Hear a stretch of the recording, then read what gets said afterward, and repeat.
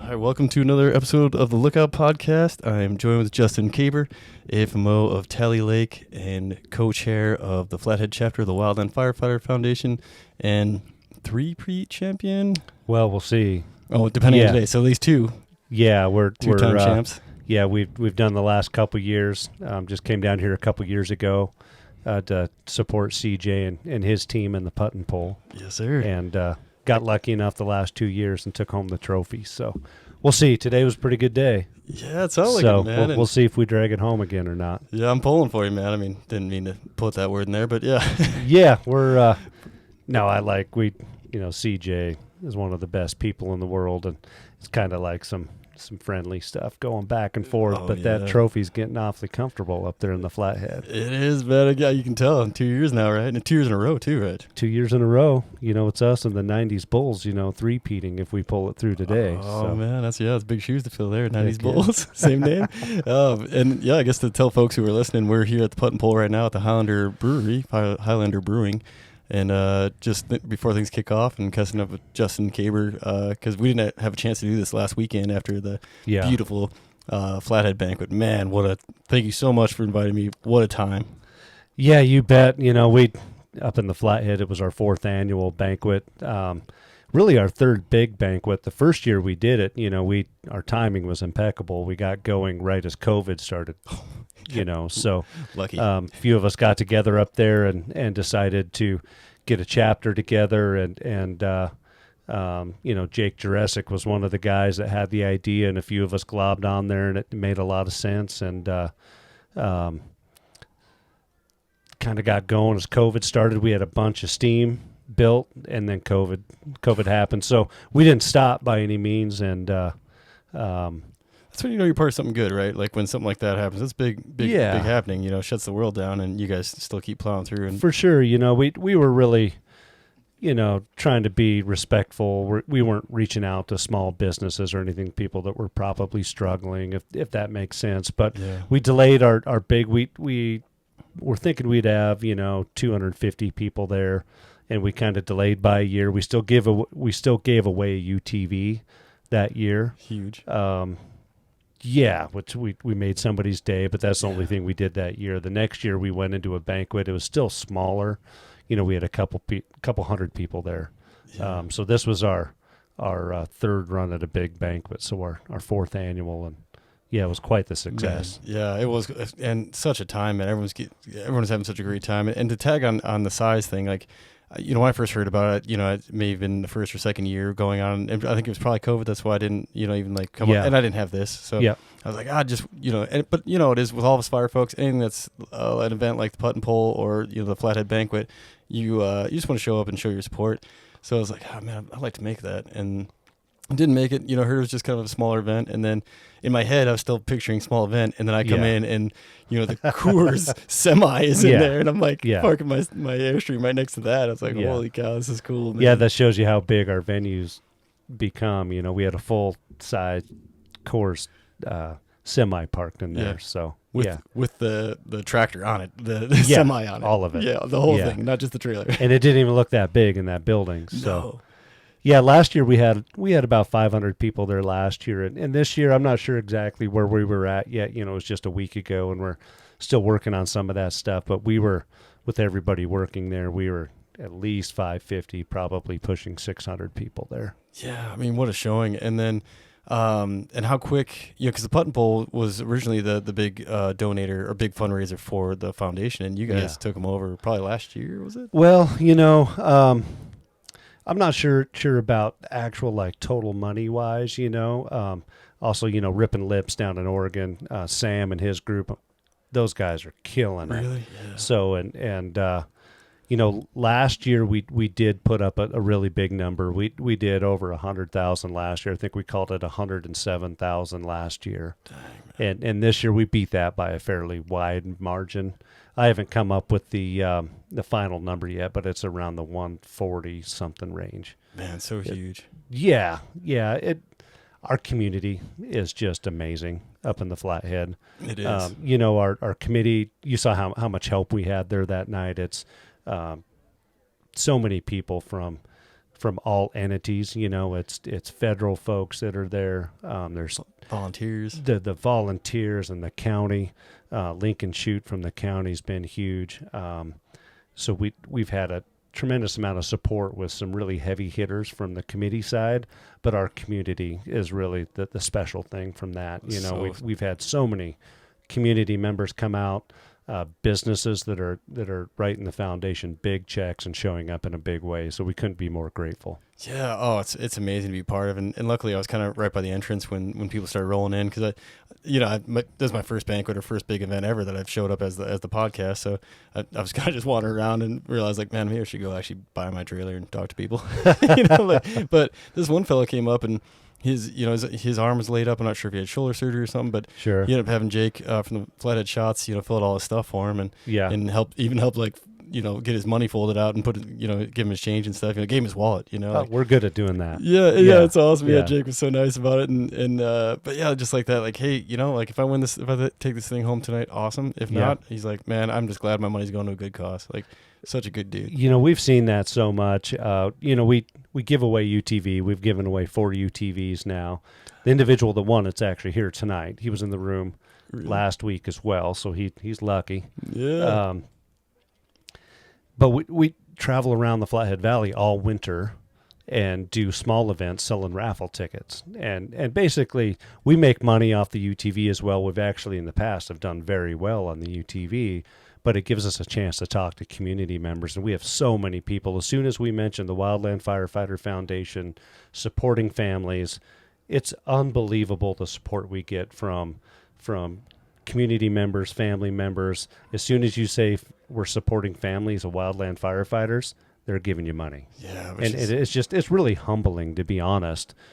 Sometimes as a fire professional, you see the other end of it, of people maybe not supporting us, or, maybe we're not doing something right all the time. Yeah. Because like you said, we get it's a good chance for all of us to, especially like volunteering at an event like the Banquet or like all those, different little events you guys put on, to rebuild that relationship with the public. Because like you said, like not a lot of times, but sometimes you're on the opposite side, especially on big fire. People are stressed out, their homes, their livelihoods.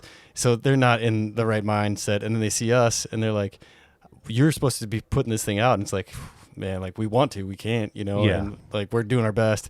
And sometimes our best isn't good enough for where they're at in their stress level, For sure. I mean, those are hard days for everybody. As you know, I mean, I'm one of the ops chief on one of the Northern Rockies teams, and we see some very stressful days and people that, I mean, we understand people, for the most part, support us and love us, but when we're doing this stuff for the foundation, it's just obvious how much the public supports wildland fire in general. Yeah. It's really cool. It is very cool. And then like last week, with, like you said, all the folks who showed up that are involved in fire, whether it's like the volunteers, the local volunteers, the Flathead Shots, the Tally Lake folks, and you guys had some up from like Swan too, right? Yeah, all the Swan guys. The AFMO, Jeremy Harker from Glacier National Park. He's a huge part of our committee.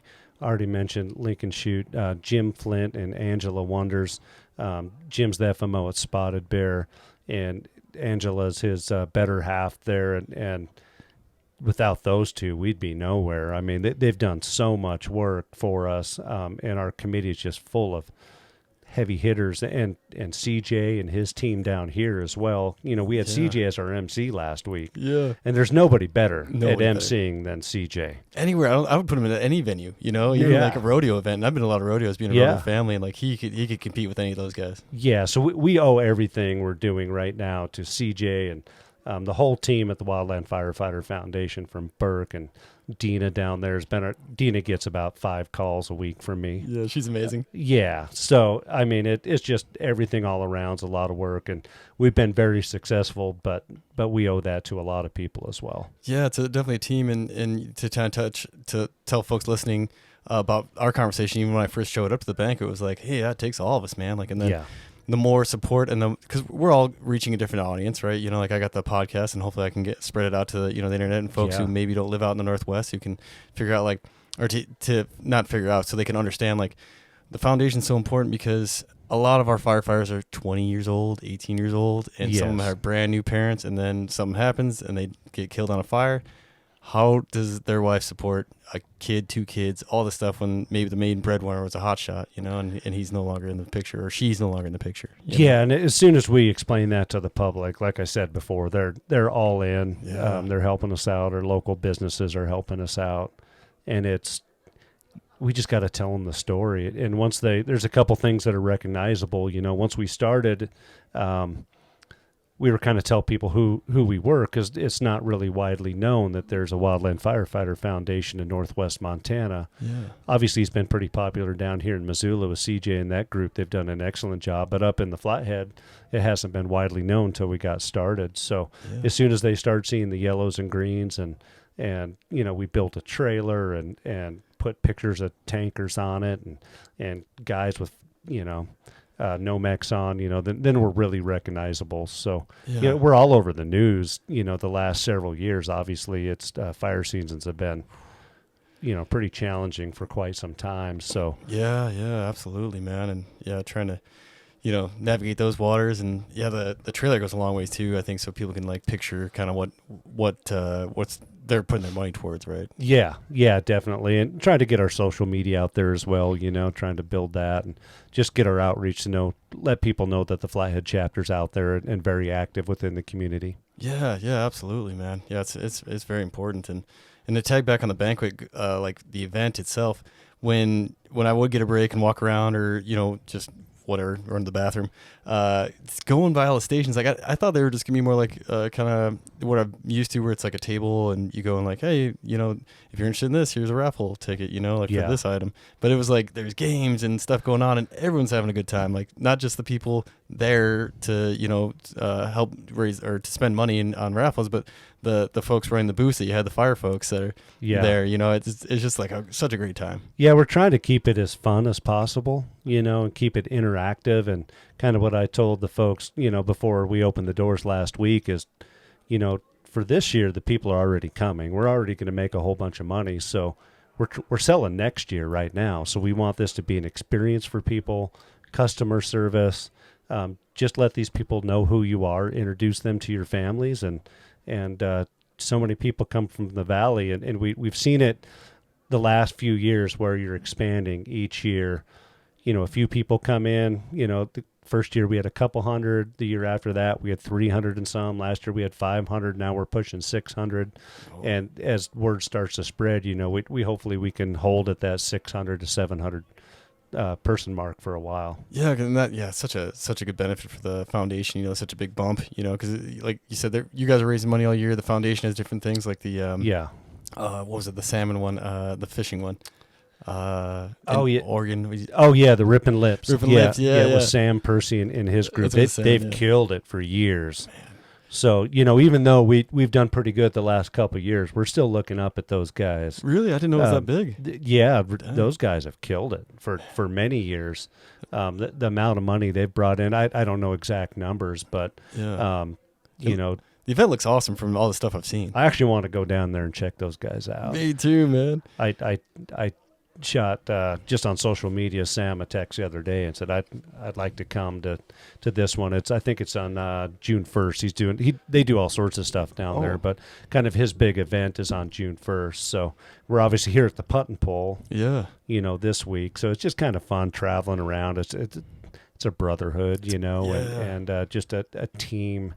We're not at work. There's no stress here. Yeah. We can drink beer while we're doing it. Yeah, which is pretty handy, It's just we're getting along with people, and the next time we all see each other, it'll be, stuff we do on a daily basis. Hard hats and long sleeves. Hard hats and getting our job done. But this is pretty fun. Yeah, it is really fun. And then like folks in the transition period like me getting out of fire, and then some of the older folks who retired, and gives you a chance to stay part of that brotherhood, like you said, the community. And and especially when they're spaced out like they are, which is really nice. Like Banquet, Putt and Pull, and then Rippin' Lips. Yeah, for sure. I mean, there's so many different. Man, I could probably go every weekend to do, which is pretty cool for the Wildland Firefighter Foundation, that there's so many of these folks that are putting on events that are all making good money. Yeah. I know there's one in Eastern Washington that Tim Sampson puts on. That's a golf one as well. Oh, cool. Jake Jurassic was just getting another one going in Libby. our team here, we kind of like to joke about, we just go around all these and collect all their trophies. Yes. Oh, I love it, man. But we'll see about that. Yeah, well, building that competitive, we're all competitive a little bit, Yeah. like, so it's awesome because it adds more to it. I think so. I mean, we're just kind of jovial about it and having fun, but Yeah. it's always fun to kind of throw some challenges out there, and especially, I like bringing their trophies back, and we take care of them for a year, and then we bring them back for a day, and then we bring it back to the Flathead. Yeah, back to its new home. They like to hear that. Yeah, I bet you take a photo when you get home, like, hey, it's back. Don't worry about it. I'll tell you what, CJ's got his name on that trophy 3 times. I was gonna say, I know he's got a dead eye. He's a good shot there. Really good. Yeah, we were talking shotguns a little bit on the last podcast, and he was talking about. It's a funny story for folks who haven't heard. Like, tune in that last podcast with CJ, but he was emceeing the Fire and Ice, with another fundraiser. For the foundation, and he had someone running for the auction items, the silent auction, and like putting his name down, like, and updating if he got beat. So. And he only got a glance at the shotgun. Yeah. He took it home, and it was just a mess. It was like plastic and fell apart. Oh, man. I can't remember what Stoger or someone. I can't remember what brand it was. But sure. Suppose it was a nice brand, and yeah, it ended up being like the knife that was along with it was like a Stoger. I can't remember. Oh, nice. Yeah. So. Yeah, you think about what they've done down here at the Putt and Pull. CJ mentioned this morning that this year they should go past the $400,000 mark since they've started. This is their 8th year. Man, that's a lot of money. That is a lot. You think of how many plane tickets and motel rooms and grocery bills that's covering here, that this team here in Missoula is taking care of. That's something to be really proud of. So yeah.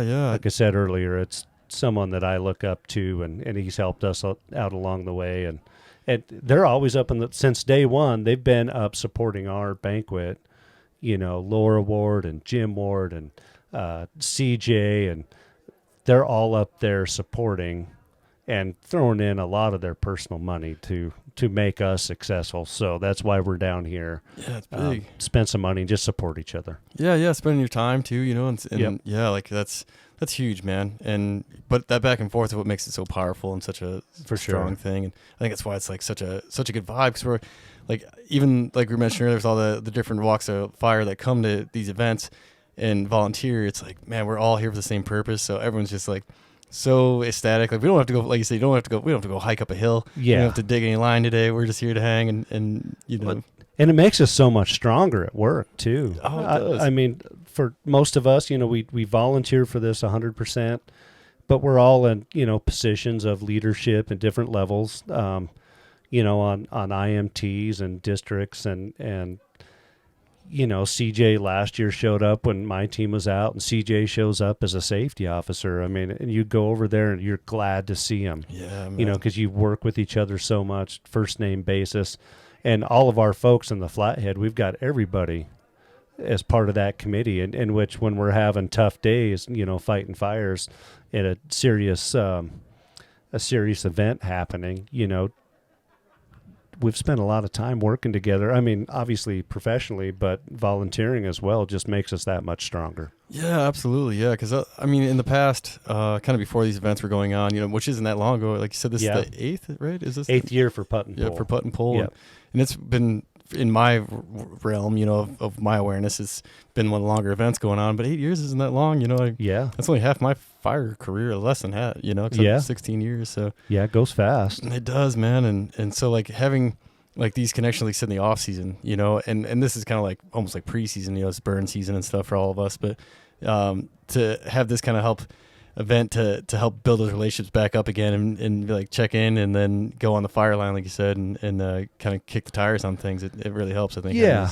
Yeah. And then just work with the foundation itself too. Like Burke was there. Obviously you got to talk with him last week up at our event, and he's at a different event this weekend, and his son is up here this weekend.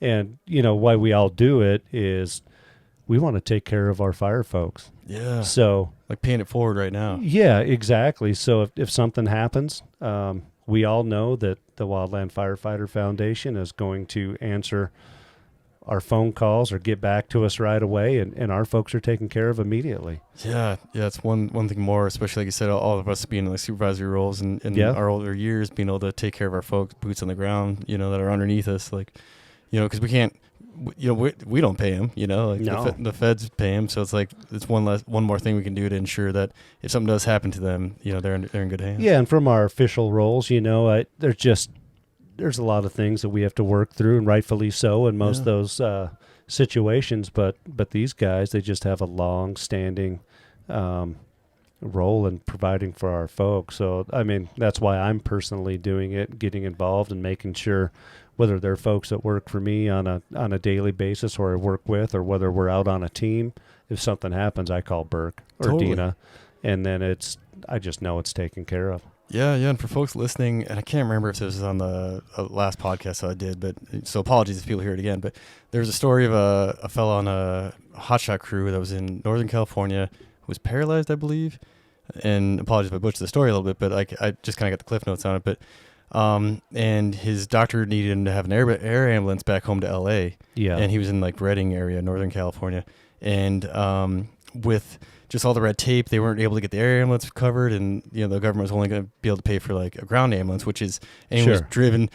California's huge, so that's a horrible ride for anybody. I mean, even the EMTs and paramedics, they got to sit in a ground ambulance the whole take forever, a whole day, and then so the foundation found out about it. I think maybe Burke was telling me the story, and Burke was like, "We got it."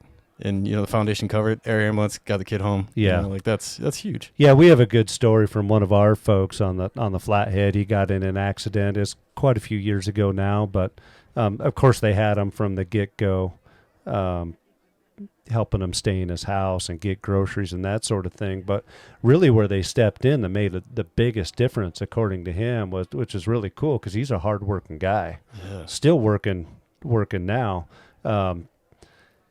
When he left OWCP and tried to get back into the workforce, because he's a hard-working dude. He could only work a couple days a week, and then all of a sudden those benefits of OWCP kind of dry up. He's still trying to work, but he can't work more than a couple days a week for obvious reasons. He went through a very traumatic accident. The foundation came back in, helped him out again, and kept him in his house when he's trying to work his way back to full-time work. So that tells you a lot of the support they're giving out there. Yeah. And Burke kind of mentioned that too. It's not just like the initial accident, it's the follow-ups. And then they just had the mental health wing with Danny and Ashley, which is super huge. I don't know much about it, so I just kind of... Yeah, I don't know much about it either, but I did talk with those guys. I went to the foundation here maybe a month and a half ago or so and stopped by there a couple times and talked with some of those folks. And cool. Mental health right now is huge in wildland fire. I mean, we hear it all over. I personally don't know very much about it. Same. But no, it's a big problem, and having those guys stand up that mental health side is going to be a big thing, I think, for us in the future. I think so too. And man, I talked to somebody about it too. Like it's, I was a fellow in the Missoula Fire Department here in town, which that podcast will come out in a couple of weeks for folks listening. But we talked about that too, like because they run a similar issue where they go on a call and they're fire folks like us. It's I don't have the training to help you out. I'm sorry, I can stop your bleed, I can bring you to the hospital, like I can put your fire out. But those guys go through a lot. Yeah, but then like on the mental health side, because they're running a lot of those calls too. He's like, we're not trained for it, so they got like a specific like ambulance, not an ambulance, like a truck that goes around with an actual professional to go on these calls.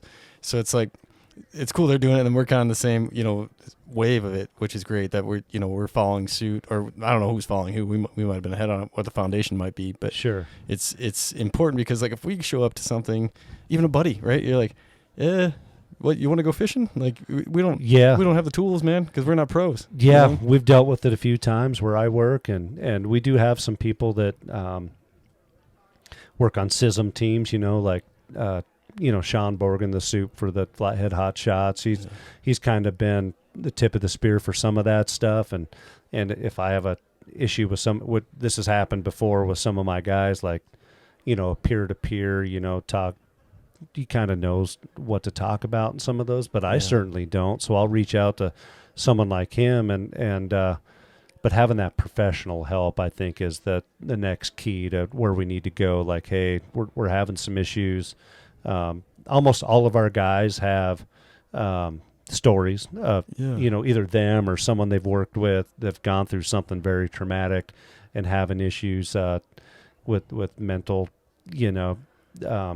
just that side of it, which we all know, like, okay, you bust up your knee or your arm or you break an arm. That's easy to explain to people of what happened, but you can't like explain what's going on in the brain. Yeah. So to have that thing, I hope in the future that really helps our folks out. I hope so too, because and you put it in good terms, because at least someone who put in layman's terms for my simple knuckle dragger brain was like, it's similar to an injury, like you said, like a sprain. Like you have a sprain in your brain, and it needs to be healed. It's an injury. Yeah. And then, but how you heal it, it can be different for other people, whether that's, just with therapy, medication, whatever it might be. But like for us folks, it's like, I don't have the tools to help you out with that, but the Wildland Firefighter Foundation.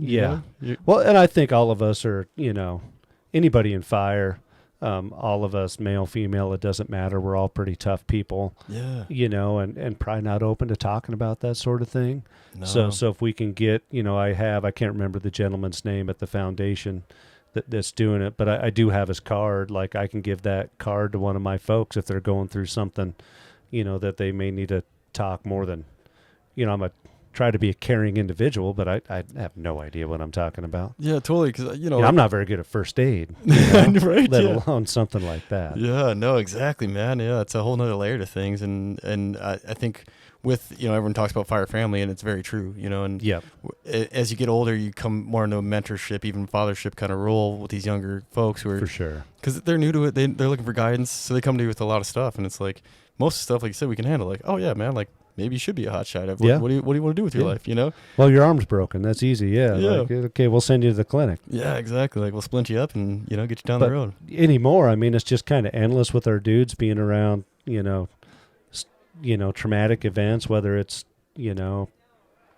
medical calls or maybe some of their buddies were having a hard time or got hurt or far worse got killed. I've been around a fair amount of it in my career. Yeah. This is year 26 for me. I was around a fair amount of those, or some of those big ones that people have heard about, and those are hard to deal with. Yeah, even if you're not boots on the ground on those fires, like when they come, like I was talking to Burke about Granite Mountain, like, man, I was in McCall, Idaho, so I was pretty damn far away, but like, the air came out of the room with the jump base there when like that came over the airwaves. We're like, what? Man, it floors you, and I wasn't even on the scene. Yeah.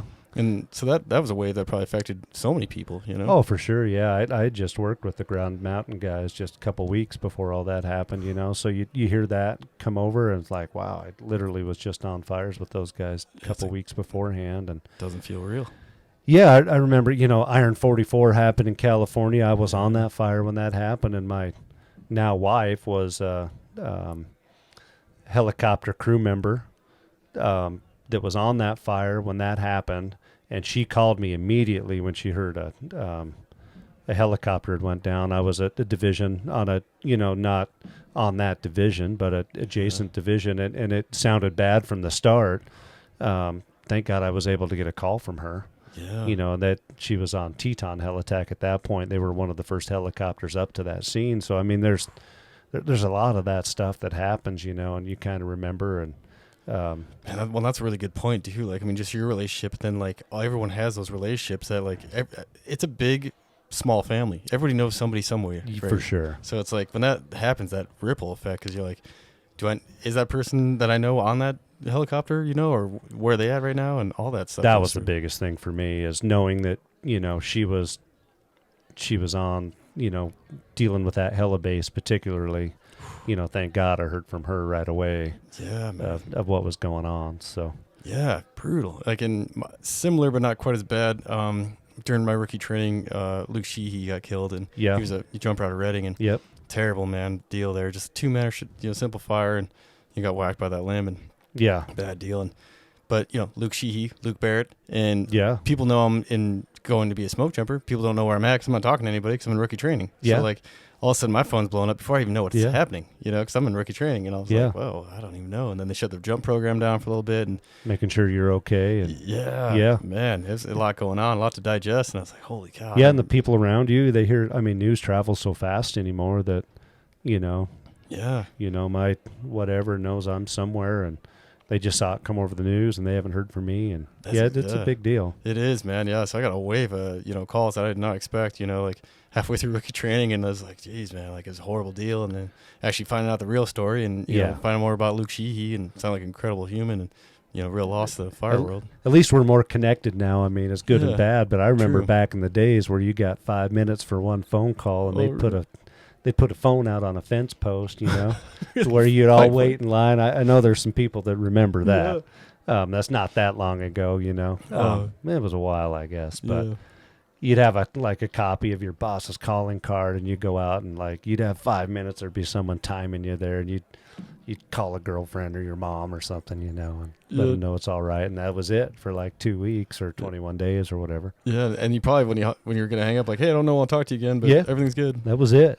And now today, that connectivity with people, out on fires, half the time you'll see drive by where someone gets connectivity, and all the hotshot guys will be up on the tops of the buggies and stuff. But it's so cool, for me, I've got a young daughter, and it's so cool to be able to FaceTime her. Yeah, it's big, huh? Even if it's not every day, to actually, that's made some pretty good strides in firefighting and keeping connected as a family. Yeah, and I'm glad you brought that up because that's something I've been talking about a lot lately is how, it feels like we're looping back to that. I feel like the Forest Service, when it first, in its essence, you were there. That was the town kind of where you lived because they were so remote. So the whole family was there. Everyone was involved. It was a big family at a district or big-ish family. You shared your family with everybody else's family, it seemed like back in the day. And then we got big, kind of started drifting away from it. And then now it feels like it's coming back. Yeah.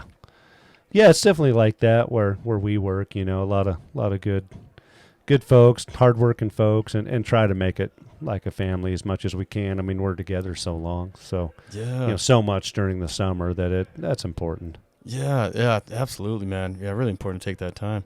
Well, speaking of time, man, I don't want to keep you too much longer. Do you have anything else you want to get up we're going to go support the foundation some more and hopefully take down this championship again from the Putt and Pole. The old Daniel Lyon Trophy, right? Daniel Lyon Trophy. Yeah, it lives in Manny Mendoza and we're on the same team. He's the FMO at Tally Lake. It lives right in our office now. So, I'll give if we take it home today, which it certainly appears like that's the case. Yeah. After today, it's got a little blankie and a pillow. It's getting It's getting pretty comfortable up there. Yeah, I bet so, man. 3 years now, maybe. Hey, you have to put a picture on the old webpage or on the old Instagram when you get it up. Oh yeah, that'd be great. Cool. All right, thanks, Luke. Thanks, Justin. Thanks for taking time, man. Yep.